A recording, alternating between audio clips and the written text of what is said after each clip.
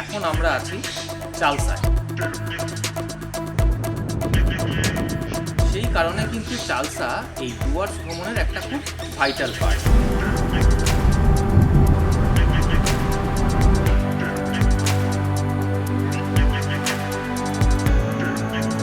কালিম্পংও কিন্তু এখান থেকে খুব অল্প ডিস্টেন্স।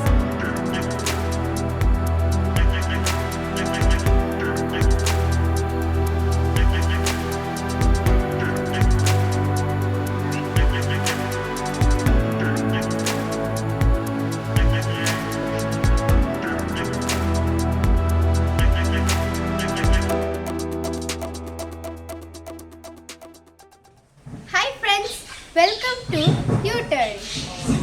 ইউটার্ন নিয়ে এখন আমরা আছি চালসায়। ডুয়ার্স ভ্রমণের প্রথম অথবা শেষ পার্টে কিন্তু চালসা রাখতেই হবে। তার কারণ হচ্ছে একটাই, চালসা থেকে নিউমাল জংশনের ডিস্টেন্স হচ্ছে ৮ ঘন্টা, আর এনজিপি স্টেশনের ডিস্টেন্স হচ্ছে ১.৫ থেকে ২ ঘন্টা। সেই কারণে কিন্তু চালসা এই ডুয়ার্স ভ্রমণের একটা খুব ভাইটাল পার্ট। আমরা চালসাটাকে বেছে নিয়েছি আমাদের ডুয়ার্স ভ্রমণের শেষ প্রান্তে। একদিকেই মূর্তি নদী, আর একদিকে তো জঙ্গল তো আছেই, ডুয়ার্স মানেই তো জঙ্গল। তো এই চালসাতে আমরা আছি কোথায়? আমরা আছি ওয়াকটেল রিসর্টে। প্রথমে আপনাদেরকে একটু রিসর্টটা ঘুরে দেখাই।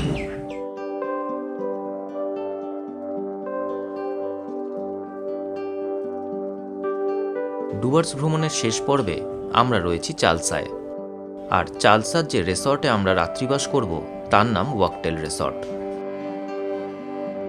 গাছগাছালিতে ভরা এই রিসর্টে রুম রয়েছে মোট 10টি, সবকটাই কটেজ। ফ্যামিলি বন্ধুবান্ধব নিয়ে ২-১টা দিন অনায়াসেই কাটিয়ে দেওয়া যাবে প্রকৃতির মাঝে। শিশুদের খেলাধুলার জন্য রয়েছে নিজস্ব মাঠ। রিসর্টের ভেতরেই আছে গাড়ি পার্কিংয়ের ব্যবস্থা। বিভিন্ন রকম গাছগাছালি ও ফুলে ভরা ওয়াকটেল রিসর্ট প্রকৃতিপ্রেমী মানুষদের নিরাশ করবে না। তবে চালসায় এসে কিন্তু এখানে আপনারা অনেক কিছু ঘোরার বা দেখার সুযোগ পাবেন। সব থেকে বড় জিনিস হচ্ছে এই মূর্তি নদীর এখান থেকেই জঙ্গল সাফারি হয়। আপনারা প্রয়োজন পড়লে জঙ্গল সাফারি করতে পারবেন। তাছাড়া এখান থেকে খুব কাছে হচ্ছে লাটাগুড়ি দেখতে পারবেন। তাছাড়া কালিম্পংও কিন্তু এখান থেকে খুব অল্প ডিস্টেন্সে। যেমন এখান থেকেই আপনারা দেখে নিতে পারবেন বিন্দু ঝালং, তাছাড়া রকি আইল্যান্ড এবং সামসিং। এতগুলো জায়গা কিন্তু আপনারা এখান থেকেই দেখে নিতে পারবেন।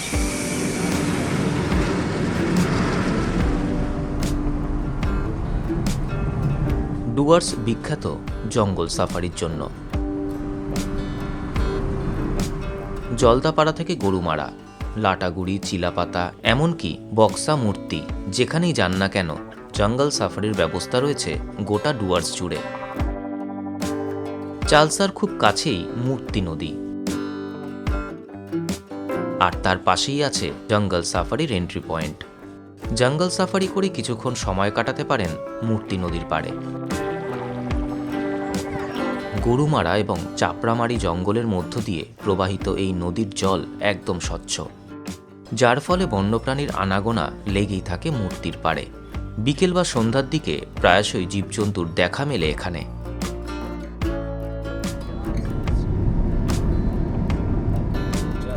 মূর্তির ধারে কিছুক্ষণ সময় কাটিয়ে দেখে নেওয়া যায় বিন্দু এবং ঝালন। দূরত্ব 60 কিলোমিটার। জলঢাকা নদীর পাড়ের ছোট্ট এক পাহাড়ি গ্রাম ঝালং। জায়গার নামানুসারে জলঢাকা নদীর এইটুকু অংশকে সবাই ঝালং নদী বলেই ডাকে। আমরা এখন ঝালং পেরিয়ে বিন্দুর দিকে এগোচ্ছি। ঝালং থেকে বিন্দুর দূরত্ব 9 কিলোমিটার। সময় লাগে 20 থেকে 25 মিনিট।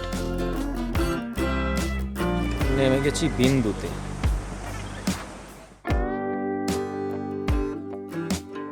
ভারতবর্ষ ভুটান সীমান্তে জলঢাকা নদীর ওপর এই ব্যারেজ হল দেশের দ্বিতীয় প্রাচীনতম ব্যারেজ,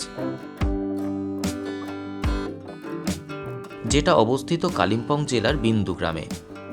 একদিকে ভারতবর্ষ আর একদিকে ভুটান, মাঝখান দিয়ে বয়ে যাচ্ছে জলঢাকা নদী। আর এই নদীর পাড়েই গড়ে উঠেছে বিন্দু পর্যটন কেন্দ্র।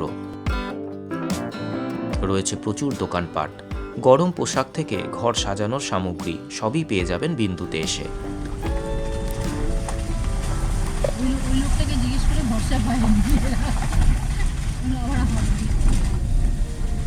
ঝালং বিন্দু ঘুরে এবার চলেছি রকি আইল্যান্ড দেখতে।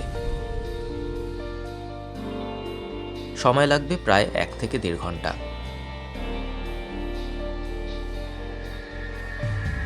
পাহাড়ি পথের সৌন্দর্য উপভোগ করতে করতে এসে পৌঁছালাম রকি আইল্যান্ড। কালিম্পং জেলার সামসিং গ্রামের গা দিয়ে প্রবাহিত মূর্তি নদীর এই অংশটি রকি আইল্যান্ড নামে পরিচিত। পাহাড়ের বড় বড় পাথর নদীর জলের আঘাতে এখানে এসে জড়ো হয়েছে, আর সেই বড় বড় পাথরের ওপর দিয়ে আপন তালে বয়ে চলেছে মূর্তি নদী।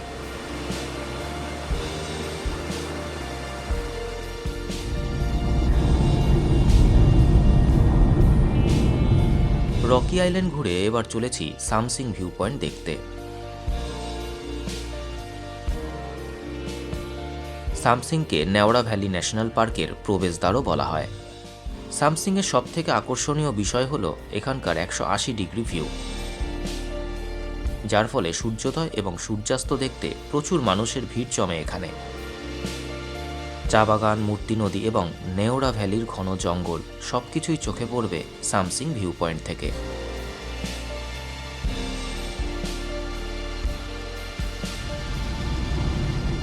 এই পর্বের শুরুতেই বলেছিলাম ডুয়ার্স ভ্রমণে চালসার গুরুত্বের কথা। আমাদের ভ্রমণ তালিকার শেষ ভাগে রেখেছি চালসাকে।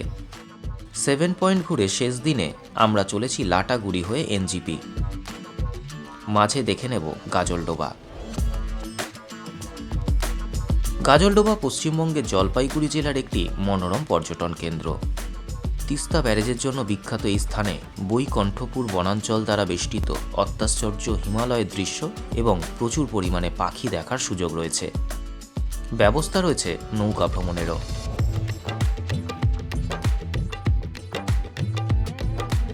তবে শুধু প্রকৃতি প্রেমিক নয়, খাদ্যরসিক মানুষেরাও নিরাশ হবেন না এখানে এসে, কারণ নদী তীরবর্তী অঞ্চল হওয়ায় বিভিন্ন রকম মাছ পাওয়া যায় এখানে। আপনি চাইলে গাজলডোবাতেও একটা রাত্রিবাস করে নিতে পারেন। গাজলডোবায় রাত্রিবাসের সেরা ঠিকানা ভোরের আলো রিসর্ট।